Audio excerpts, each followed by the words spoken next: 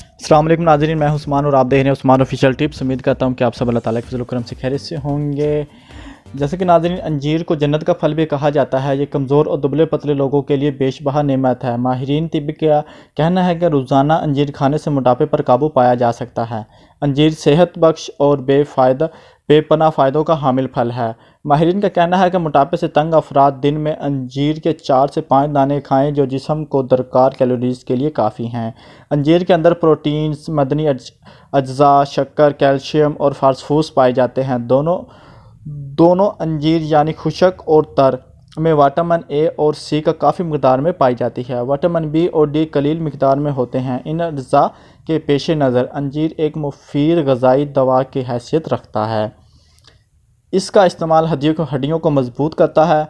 माहिरीन का कहना है कि एक अंजीर इंसानी जिस्म को दरकार फुलाद की 2% ज़रूरत को पूरी करता है।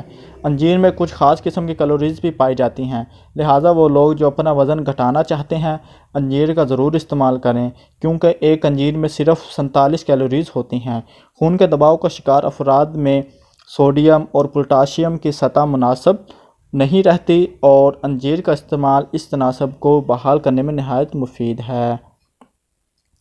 अंजीर के अंदर एंटीऑक्सीडेंट किसी भी दीगर फल की निस्बत ज़्यादा मिकदार में पाई जाती है और ये मुरक्कबात ऐसे मादे खारिज करते हैं जो खून की नालियों को निशाना बनाते हैं।